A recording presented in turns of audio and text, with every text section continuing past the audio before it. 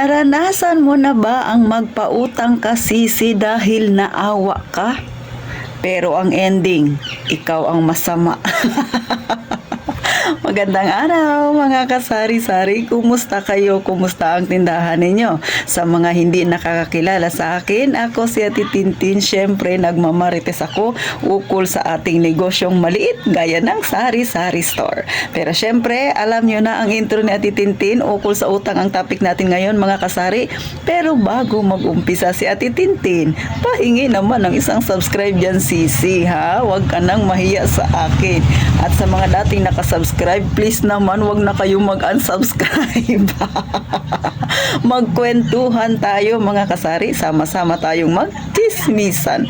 Siyempre, ukol yan sa ating negosyo. Huwag nating pakialaman yung buhay ng may buhay. Ang pakialaman natin kung paano natin mapapalago ang ating maliit na negosyo. At maliban diyan sa mapalago, paano iiwasan para hindi tayo mautangan, ano mga dapat nating gawin, mga kasari, para hindi naman maging kawawa ang ating negosyo. At syempre, maging safe ang ating perang pinaghirapan.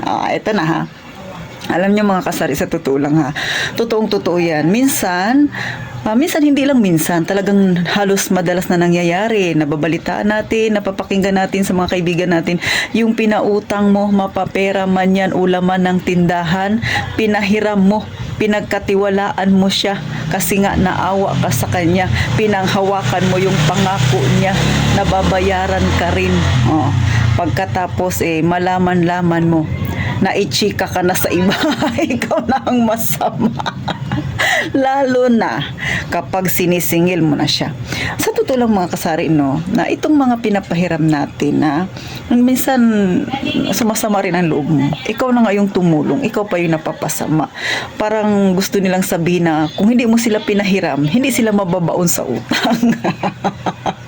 Pero ang totoo, sila ang lumapit sa atin. Sila ang nanghiram. Sa mga naka-experience niyan. Diba, masakit naman talaga sisi. Ikaw na yung tumulong, ikaw pa ang napapasama, ikaw pa ang ichinichismis dyan sa lugar ninyo. Ako mga kasari, sa totoo lang, wala pa naman ako naging kaaway dito sa barangay namin ukol sa mga utang-utang na yan. Kasi si Ate Tintin, pagka maliit na lang din ang utang na ang nautang sa akin, pinapabayaan ko na. Bakit? Ayoko magkaroon ng kaaway, pero tinatandaan ko ang kanyang ginagawa at hindi na siya muling makakaulit sa akin kahit ano pang gawin niyang pagdadrama.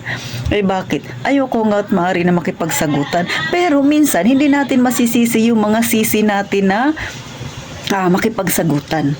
Bakit? Syempre, pinaghirapan nila yung pera na yan na hinihiram nila. Minsan nga, yung mismong laman pa ng tindahan natin, di ba? Pangako ng pangako, pero hindi naman marunong tumupad. Gaya na lang ng, ito sa kaibigan ko naman nangyari, mga kasari. So, syempre, galing siya ng ibang bansa. Ngayon, may reunion kami. Tapos, nung nagkaroon ng reunion, kasi hindi ako sumama, kasi nagtatrabaho pa ako that time na yun. Ngayon, nung nakita sa reunion, sa batch namin, nung high school, nalaman-laman ko nagkaroon ng kaunting samaan sila ng loob ng mga beshi ko, mga dati kong kaklase. Bakit? Kasi nga nung nagkita-kita, dahil alam nilang itong isa naming kaklase, kaibigan, ay galing ng ibang bansa, abay inutangan. Dahil mabait naman si kaibigan na galing ng ibang bansa, pinautang ang siste ng 1 taon na hindi pa siya nababayaran. Ngayon, kapag chinat-chat niya, sinisin lang. Hanggang sa ang ginawa nitong kaibigan namin na nanggaling sa ibang bansa, kumbaga nagbago ng account, gumawa ng panibagong account, pinangalis niya yung mga may utang sa kanya kasi nga hindi na nagbabayad, hindi na rin nagpaparamdam. So, baliktad na. Ang umiwas yung inutangan. Ang nangungutang makapal ang muka. Diba? Siya yung nagre-reach out pa sa inuutangan niya na mangutang ulit. Hindi niya naisip na may utang pa siya dati. Yan. Ikaw sisi, na-experience mo na ba yan? Ikaw yung inutangan, ikaw na yung umiiwas ngayon. O bakit?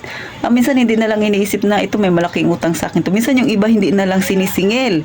Kasi nga sa takot na utangan na naman sila. Kasi nga syempre itong inutangan minsan may ugali ring hindi marunong na nga maningil, nahihiya pang maningil, tapos ayaw na lang ng gulo. No, hindi rin natin masisisi yung mga ganitong tao kasi may tao talagang hindi sanay na makipagsagutan. Lalo na kung kaibigan niya yung nangungutang.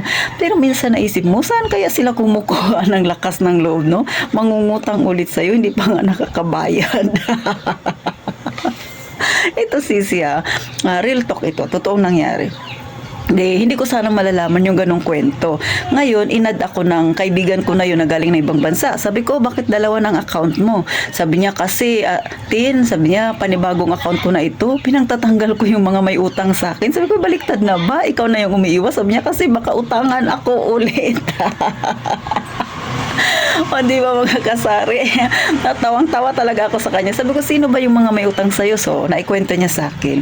So, sabi ko sa kanya, alam mo yung mga nangutang na yan sa'yo, nag-try din yan sa akin na mangutang. Pero hindi ko pinagbigyan. Bakit?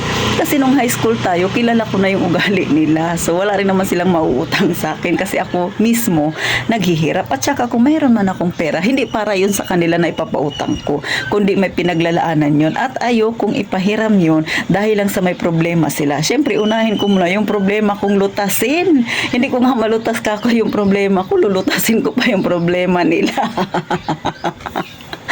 Kaya mga kasari ito, real talk lang ito. Maging pera man yan o sa tindahan, maging wais tayo. Kasi yung pera na hinihiram nila or maging yung paninda natin, pinaghihirapan natin yan. Hindi natin yan kinuha kung saan lang yung pera. At lalo na ngayon na napakatumal talaga ng ating tindahan. Kaya sobrang ingat tayo sa paghawak ng ating pera. Huwag basta-basta magpapautang, mga kasari. Kahit paminsan sabihin mo, kamag-anak naman at oo, kamag-anak yan. Pero aminin natin at sa hindi, minsan kung sino pa yung malalapit sa atin, yan pa yung nagdudulot sa atin ng sobrang sama ng loob, mga kasari. So, sa akin naman, hindi ko naman nila lahat.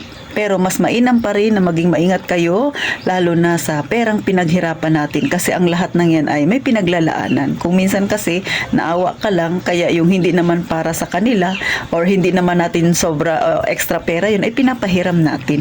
Pero, minsan, dahil nga sa sobrang bait mo ay naaabuso ka. Kaya mga kasari laging mag-iingat. Huwag basta-basta bibigay sa mga kung ano-anong kadramahan ng ating mga sisi dyan na nasa tabi-tabi. Pag-ingatan mo lagi ang pera mong pinaghirapan dahil sa panahon ngayon, mahirap na ngang mag-ipon, mahirap na ngang kumita, at syempre ang tindahan natin ay nasa tumal stage pa hanggang ngayon mga kasari. So, sa totoo lang, minsan naawa rin ako sa mga lumalapit sa akin. Katulad nung nakaraan, may lumapit dito sa akin hindi ko siya kilala, pero madalas dito siya bumibili ng sigarilyo. So, sabi niya sa akin, te, pwede bang makautang gabing-gabi na? Sabi ko, ay, pasensya lang.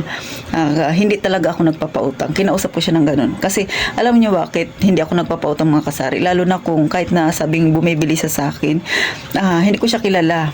Kumbaga, nakilala ko lang yung pagmumukha niya kasi dito nabili sa akin.